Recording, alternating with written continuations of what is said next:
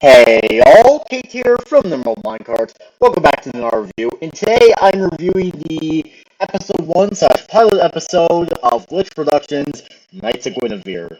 Knights of Guinevere is the first ever 2D animated series by Glitch Productions, which has brought us shows such as Meta Runner, Murder Drones, the Gaslight District, and most importantly to me, The Amazing Digital Circus.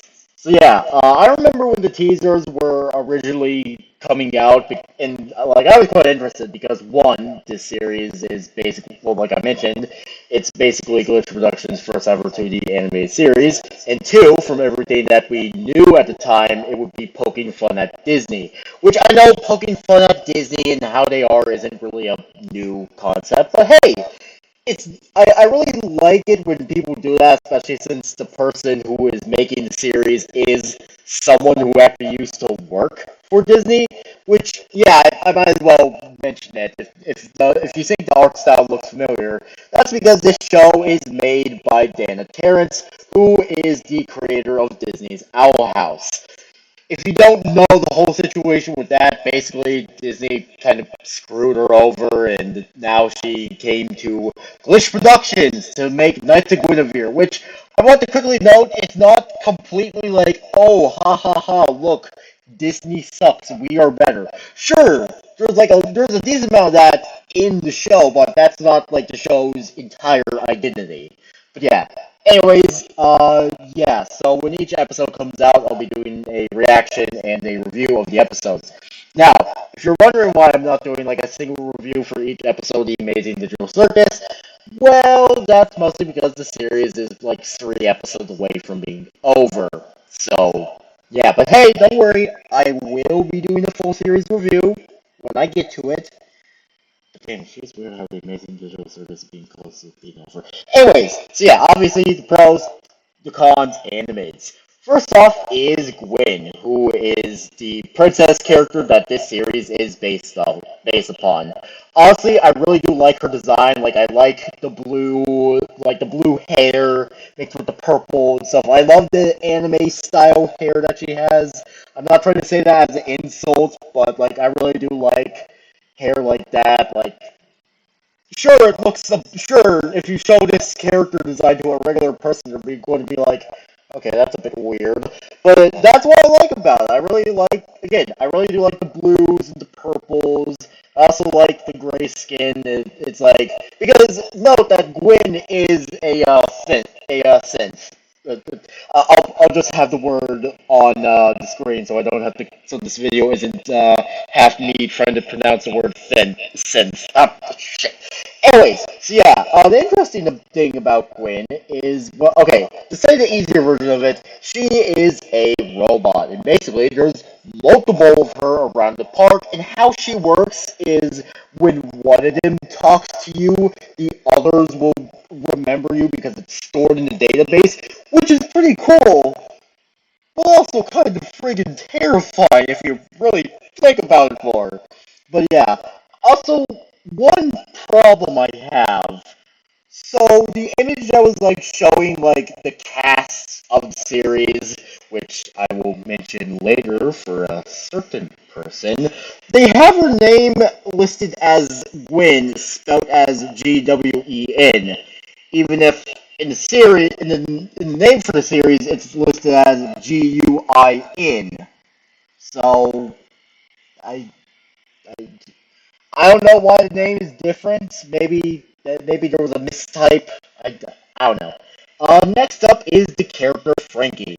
She is one of our two main characters, and originally I thought Frankie was a male. I thought Frankie was like a male with like long hair and stuff. But then when I was on vacation and I happened to watch a video from Glitch Productions that was them showing off like, oh, here's the merchandise we made for the pilot episode. I heard Frankie's voice. I was like, oh wait, no, never mind. Frankie's female. So yeah, okay. Look, Frankie is already one of my favorite characters. In fact, she is my main, like besides Gwen, she is my main favorite character of this series.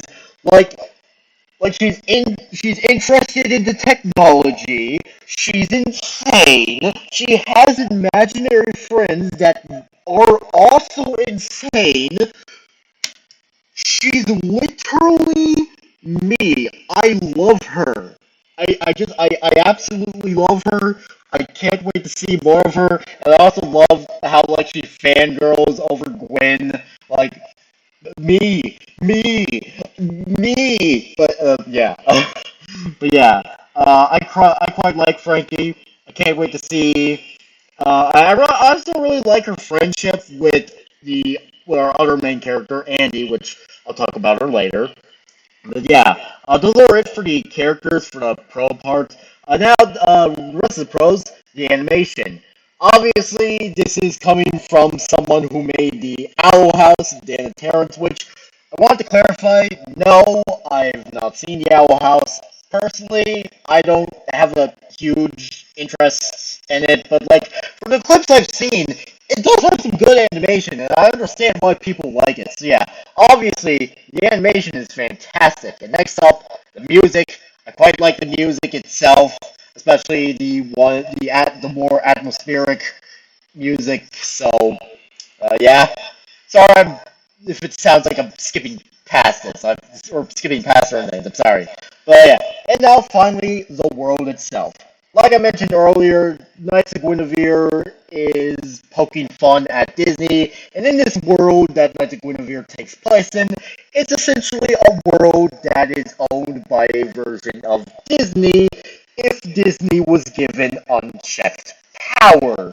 Basically, basically they their park is like on a floating sky island above what I assume is the regular world, and like a lot of people are not really in the greatest place, and basically the anyone who works for the park, they're not really seen in the most positive way. They're seen as bootlickers, and most people don't really treat them that nicely. So yeah, that's basically the world that this takes place in. And would I be surprised if like, possibly in 50 years that might happen in real life?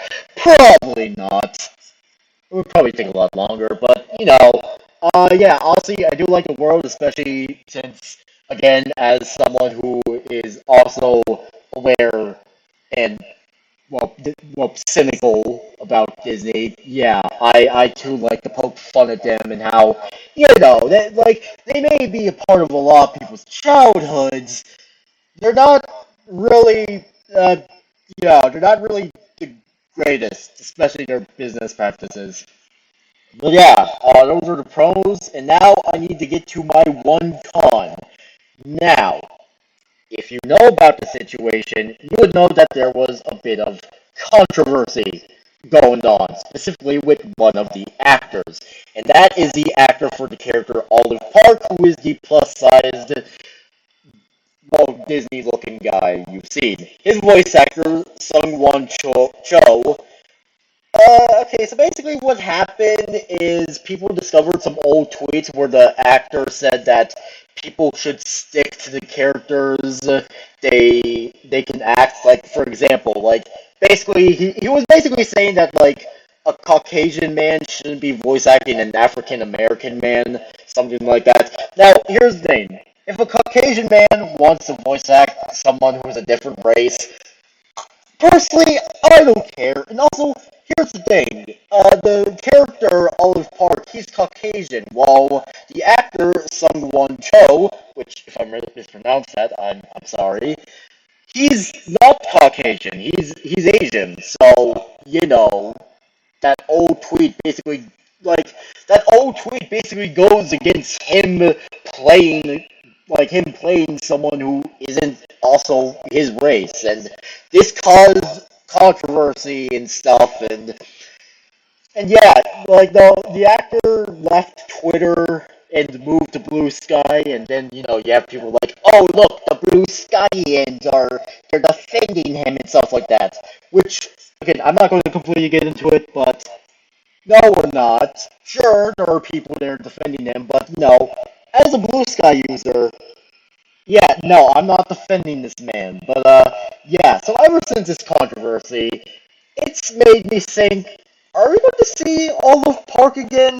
Like, obviously, yeah, we do get to see him in this episode, but after the episode is over, especially like when we no longer see him in the episode, it just makes me curious. Are we going to see Olive Park again?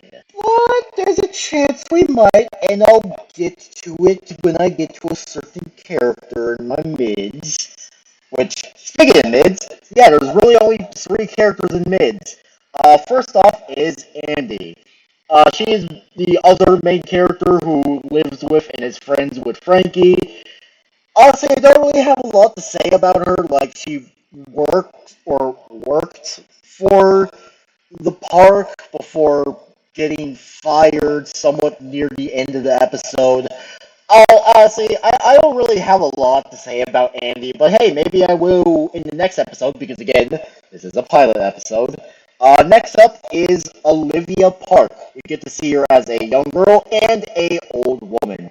Basically, well, obviously, yeah, she's the daughter of Olive Park, and yeah, she's might be, yeah, she's probably definitely is the main villain, especially how she treats poor old Gwen, especially at the beginning of the episode.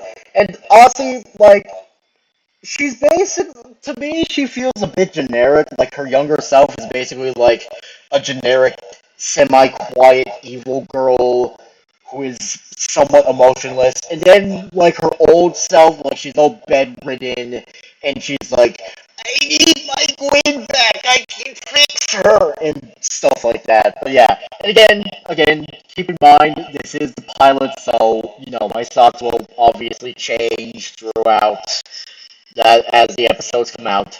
And then finally, there is Sparky. Sparky is Frankie's boss.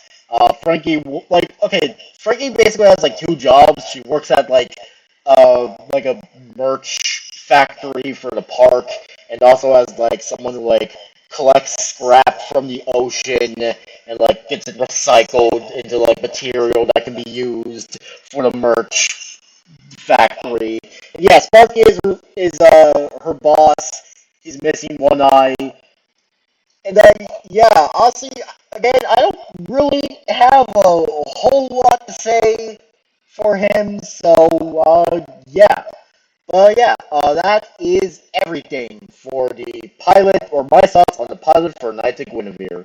And again, honestly, I quite like this pilot, so for now, yeah, okay. So basically, I give this episode 6 out of 7 stars. And again, obviously, like other episodes might get the higher or lower score, mostly because again, this is the pilot episode. While yes, we are given a decent amount of information about our characters, there are some characters that we don't get a whole lot, and there is one character that we don't know if they'll ever return again because of their actor. But yeah, anyways, yeah, as the episodes come out, I'll obviously be doing my reactions to them, and I will also be doing my reviews for them. So, yeah. So, anyways, that was it for this video. Make sure you all subscribe and like for more, and I'll see you all later. Peace out, home guards, and goodbye!